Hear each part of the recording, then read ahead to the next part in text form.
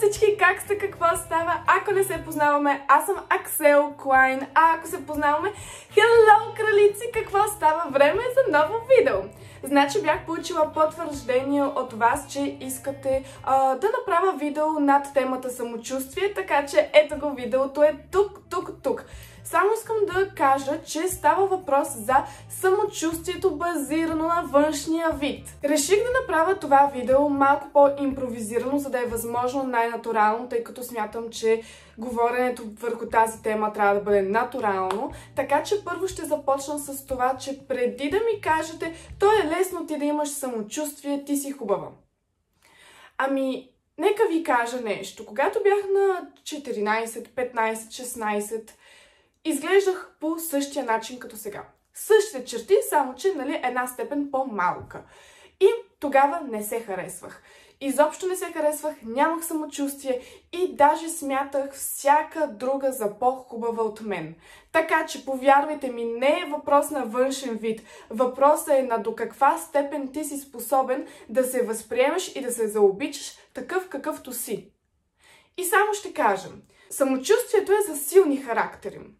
Ако смяташ, че нямаш достатъчно силен характер, ако смяташ, че не можеш да се справиш, ако смяташ, че не си готов да се приемеш, просто напусни това видео сега тук в момента. Защото самочувствието не става ей така. Защото самочувствието е за силни хора, които вярват в себе си, които виждат своята стойност и така. Както ви казах, ще бъда напълно на 100% честна в това видео, тъй като тази тема е много важна за мен. И сега ще отворя още една скоба тук. Искам да запомните, че красотата е изключително относително нещо. За един човек вие може да сте най-красивата жена на света, за друг човек изобщо да не бъдете. Така че спрете с това, че самочувствието идва на 100% дали си хубава по общо приетите стандарти. Не. За един си красива, за един не си красива. Запомнете го. Така, искам сега да извадите един лист и да напишете всички неща, които не харесвате в себе си, външния вид, и всички неща, които харесвате в себе си. Отново, външния вид. Нека сега започнем с нещата, които не харесвате в себе си. Ако има нещо, което ви е комплекс от години, което изобщо не харесвате в себе си, което постоянно го гледате и просто не можете повече, имате два варианта в тази ситуация. Първия вариант е да отидете да го промените. Корекции има изключително много достъпни. Могат да се направят дали ще бъде устни, нямате толкова големи устни, дали ще бъде бюст, дали ще бъдат зъби или всякакви такива неща. Запомнете, че рано или късно вие можете да направите корекция. Не е толкова фатално. Но, съответно, ако корекцията е нещо невъзможно, имате само още един останал вариант. И то е да си промените възприятието върху това нещо. Това е. Сега ще ви дам пример със себе си, тъй като е най-лесно. Когато бях на 16, имах доста голямо акне. То все още имам, но не си личи, тъй като имам грим, на камерата не си личи, вече не е чак толкова много, но както и да е, тогава имах много. Като казвам много, целите ми бузи бяха, челото, брадичката и си личеше. Тоест ти ако ме видиш, веднага ще видиш, че имам акне и така нататък. И въпреки това, въпреки че беше супер трудно, аз изобщо не си позволих да се самообиждам, изобщо не си позволих да се комплексирам от това нещо, просто приех съдбата си, приех акнето си, живях с него и честно казано не ми костваше никакви проблеми, защото това беше моя избор. Малко правят ремонт, извинявам се. Моя избор беше да приема акнето си и да не се комплексирам от него. Да, естествено, че е по-трудният избор. Естествено, че е по-лесно да се гледаш в огледалото и да започваш да се самосъжаляваш и да казваш: ох, кожата ми е ужасна, ох, ужас, просто това е трагично. Естествено, това е много лесно. Най-лесно е човек да се оплаква. Но не, аз реших, че ми е достатъчно някой друг да ги вижда и може би да си мисли това нещо, пък камо ли аз постоянно да си го казвам и да се самообиждам. Това е пълен абсурд. Повярвайте ми, когато промените начина си на мислене върху нещо, самото нещо дори се променя за вас и за околните. Запомнете, вие избирате как да погледнете над нещата, което е огромна свобода. Вие имате тази свобода. Възползвайте се от нея. И само ще кажа, комплексираният човек вижда недостатъците в себе си и позволява тези недостатъци да го съсипват, а нормалният човек вижда недостатъците в себе си, приема ги, работи върху тях и ги гледа с усмивка. Вие решавате кой от двата човека да бъдете. Вие сега имате избора да решите и се надявам да вземете правилния избор. Значи, накратко, или променяте даденото нещо, което ви притеснява, или го приемате. Ако сега дойдете и ми кажете, че не можете да направите нито едно от двете, ами съжалявам много, отивайте в ъгъла да се самосъжалявате по цял ден и никой няма да може да ви помогне, докато не се осъзнаете. Така, сега разгледахме списъка на нещата, които не харесвате. Сега нека видим нещата, които харесвате в себе си. Когато ги гледате тези неща, когато ги четете нещата, които харесвате, искам да започнете в своето ежедневие да се фокусирате само върху тях. Стига сте се фокусирали само върху нещата, които не харесвате. Ами погледнете това, което харесвате, фокусирайте се върху него. Защо избирате да гледате това, което не ви харесва чак толкова, вместо това, което ви харесва? Това е абсурдно. Това е все едно всеки ден да си пускаш песните, които не харесваш, ей така, просто така, вместо песните, които харесваш, или пък, хипотетично, все едно, всеки ден да обличаш дрехите, които не харесваш, вместо дрехите, които ти седат добре, които харесваш, които обичаш и искаш да ги гледаш и да ги носиш. Ако са устните ви, гледайте си устните. Ако е косата ви, гледайте си косата, грижете се за косата си, правете си хубави прически. Също така, когато се гримирате и се оправяте, винаги подчертавайте чертата, която ви е най-на сърце. Ако, примерно, имате много хубав бюст, ами подчертавайте го този бюст, показвайте го. Това наистина ще ви накара да се чувствате по-добре и ще ви накара да слагате хубавите си черти напред, което ще ви накара да имате по-голямо самочувствие, защото ще започнете да гледате най-много тях, ще забелязвате най-много тях. Мислете ги тези неща. Сега нещо много важно искам да ви кажа. Това е начинът, по който аз успях да добия самочувствие. Сега искам да ме слушате много внимателно, тъй като това е много важно. Искам да си вземете едно такова огледало. Аз го мръднах, затова така се промени обстановката. Да си вземете едно такова огледало.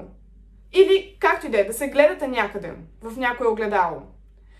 И да започнете да си казвате комплименти. Всеки Божи ден да си казвате комплименти, всеки Божи ден да се гледате в това огледало и да си казвате: аз съм красива, аз съм невероятна, аз съм страхотна, много красиви очи имам, леле носът ми е много хубав, устните ми са страхотни. Разбирате?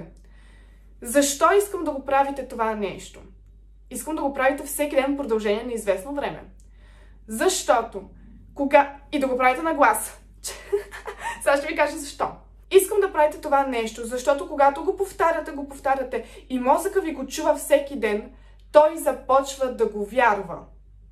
Когато чуете едно и също нещо, всеки Божи ден, в продължение на месеци, повярвайте ми, ще започнете да го вярвате. Аз ви го казвам от личен опит. Също така, искам да го правите, докато не ви стане навик. Аз това го правя всеки Божи ден, поне от 3 години. Минавам пред огледалото, или си пращам една целувка, или си казвам: о, колко си хубава, о, колко си сладка, о, колко ми харесва това в теб.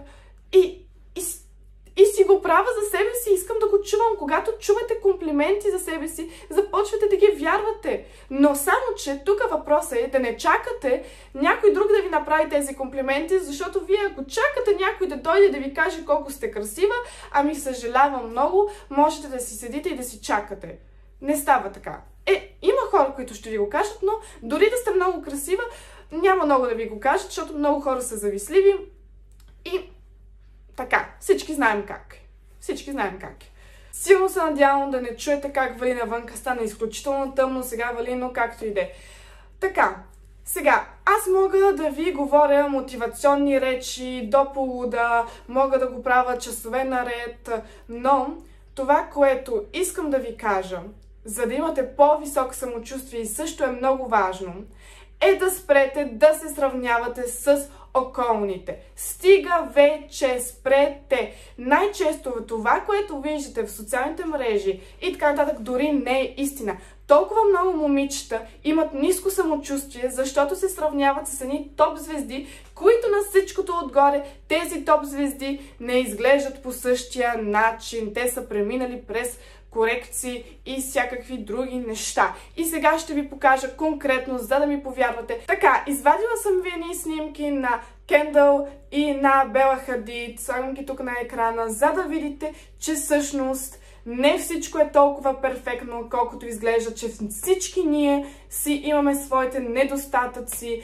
че абсолютно всеки е нормален човек и че ако имате нещо, което не харесвате в себе си, е напълно нормално. Тези хора, тези жени също са имали такива неща, променили са ги, така че да. Извадих ви тези снимки не с цела, че преди не са били толкова хубави и така нататък. Не, смятам, че си доста красиви и преди и след корекциите, които си направили. Извадих ги за, както ви казах, да разберете, че не всичко, което виждате, е точно такова и всеки си има своите недостатъци, което е напълно нормално. Недостатъци в кавички, защото за мен най-често недостатък, който човек приема в себе си, е истинския му чар.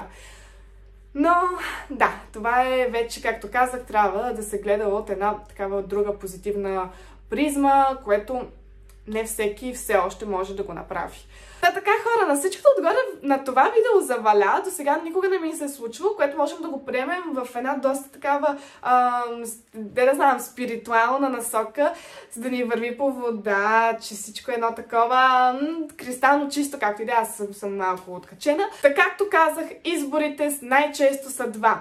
Първият избор е да не приемате себе си, да не се харесвате, да не се обичате и всеки ден да се самосъжалявате, да се обиждате и да си живеете в тази ужасна тъмна стая, в която не се приемате и това естествено да ви е удобно, защото толкова можете да направите, защото това е вашето възприятие за себе си. Страхотно, браво! Цял живот и после един ден на децата си ще казвате: ами аз всъщност никога не съм се възприемала за хубава и ти не дай да го правиш, защото така, нали, е по-добре.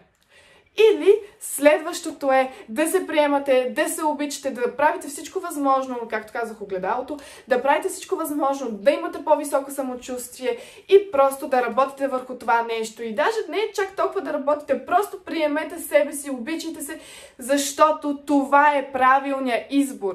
Сега имате свободата след това видео вие да изберете кой избор е за вас и ще поемете във вашия живот. Вие имате тази свобода. И както казах по-напред във видеото, моля ви, изберете правилния избор, не избирайте по-лесното. В това да си седите в тази черна дупка.